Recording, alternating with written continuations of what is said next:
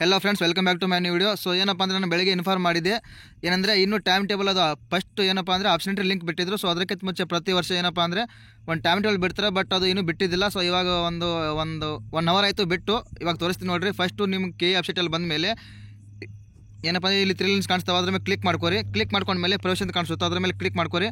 Click ಮಾಡ್ಕೊಂಡ್ಮೇಲೆ ನಿಮಗೆ next UGC 2020 ಕಾಣಿಸೋದು, ಅದ್ರ ಮೇಲೆ ಕ್ಲಿಕ್ ಮಾಡ್ಕೊರಿ.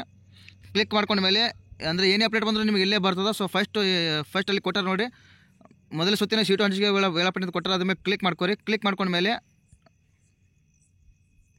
PDF ಬರ್ತದೆ ನೋಡ್ರಿ. ನಾನು ಇವಾಗ ಹೇಳಿ ತೋರಿಸ್ತೀನಿ. ಸೊ ಏನಪ್ಪ ಅಂದರೆ ಫಸ್ಟ್ ಪ್ರೊಸೆಸ್ಸು ತೋರಿಸ್ತೀನಿ ನೋಡ್ರಿ.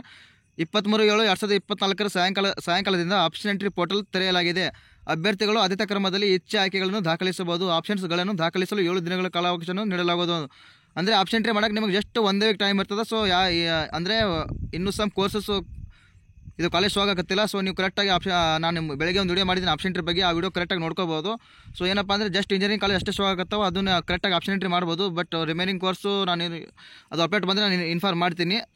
ಮತ್ತು ನೆಕ್ಸ್ಟ್ ಏನಪ್ಪ ಅಂದರೆ ಹೆಚ್ಚು ಆಯ್ಕೆಗಳನ್ನು ದಾಖಲಿಸುವುದಕ್ಕೆ ನಿಗದಿಪಡಿಸಿದ ಕೊನೆಯ ದಿನಾಂಕ 3 ದಿನಗಳ ನಂತರ ಅಣುಕು ಸೀಟು ಹಂಚಿಕೆ ಫಲಿತಾಂಶವನ್ನು ಪ್ರಕಟಿಸಲಾಗುವುದು. ಸೊ ನಾನು ಮೊನ್ನೆ ಹೇಳಿದೆ ಏನಪ್ಪ ಅಂದರೆ ಮಾಕ್ ಅಲಾಟ್ಮೆಂಟ್ ಅಂದರೆ ಜಸ್ಟ್ ನಿಮಗೆ ಟ್ರಯಲ್, ಅಂದರೆ ನಿಮ್ಮ ಕಾಲೇಜ್ ಸಿಕ್ಕಿದೋ ಇಲ್ಲ ಅಂತ ನಿಮಗೆ ಜಸ್ಟ್ ತೋರಿಸ್ತಾರೆ. ಅಂದರೆ ಫೈನಲ್ ಅದೇ ಕಾಲೇಜ್ ಸಿಗುತ್ತೆ ಅಂತ ಸಿಗಲ್ಲ ಅಂತ ಗೊತ್ತಿರಲ್ಲ. ಬಟ್ ಅದು ಜಸ್ಟ್ ಒಂದು ಟ್ರಯಲ್ ಥರ ಅಷ್ಟೇ. ಮತ್ತು ಅದು ಯಾಕೆ ಬಿಡ್ತಾರಪ್ಪ ಅಂದರೆ ಆಪ್ಷನ್ ಎಂಟ್ರಿ ಆದಮೇಲೆ ಅಂದರೆ 1 ವೀಕ್ ಆದ ನಂತರ ಅದು ಬಿಡ್ತಾರೆ. ಸೊ ನೆಕ್ಸ್ಟ್ ಏನಪ್ಪ ಅಂದರೆ ಫೈನಲ್ ರಿಸಲ್ಟ್ ಯಾವಾಗ ಬಿಡ್ತಾರಪ್ಪ ಅಂದರೆ ಸೊ ನೆಕ್ಸ್ಟ್ ಏನಪ್ಪ ಅಂದರೆ ಅದು ಬಿಟ್ಟ ಮೇಲೆ ಇನ್ನೊಂದು ಏನಪ್ಪ ಅಂದರೆ ಮತ್ತು ಅದು ನಿಮಗೆ ರಿಅರೇಂಜು ಡಿಲೇಟ್ ಮತ್ತು ಆ ಕಾಲೇಜ್ ಡಿಲೀಟ್ ಮಾಡಿ ಬೇರೆ ಆಪ್ಷನ್ ಕೊಡ್ಬೋದು.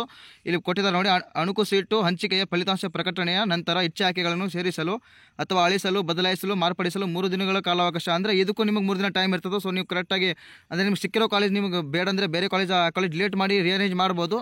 ಸೊ ಅದಕ್ಕೂ 3 ದಿನ ಟೈಮ್ ಇರ್ತದೆ. ಸೊ ನೆಕ್ಸ್ಟ್ ಏನಪ್ಪ ಅಂದರೆ ಫೈನಲ್ ರಿಸಲ್ಟ್ ಯಾವಾಗ ಬರ್ತದೆ ಅಂದರೆ ಈ ಮೇಲಿನ ಪ್ರಕ್ರಿಯೆ ಮುಕ್ತಾಯವಾದ 3 ದಿನಗಳ ನಂತರ ಮೊದಲನೇ ಸುತ್ತಿನ ಸೀಟು ಹಂಚಿಕೆ ಫಲಿತಾಂಶ ಪ್ರಕಟಿಸಲಾಗುವುದು. ಅಂದರೆ ಅದು ರಿಅರೇಂಜ್ ಮಾಡಿದ ನಂತರ ನಿಮಗೆ ನೆಕ್ಸ್ಟ್ 3 ದಿನ ಆದಮೇಲೆ ನಿಮಗೆ ಫೈನಲ್ ರಿಸಲ್ಟ್ ಬರ್ತದೆ. ಸೊ ನೆಕ್ಸ್ಟ್ ಅಪ್ಡೇಟ್ ಏನೇ ಬಂದು ಇನ್ಫಾರ್ಮ್ ಮಾಡ್ತಾ ಇರ್ತೀನಿ. ಅಲ್ಲಿಗೂ ನನ್ನ ಚಾನಲ್ ನೋಡ್ತಾ ಇರಿ. ಟೇಕ್ ಕೇರ್, ಬಾಯ್.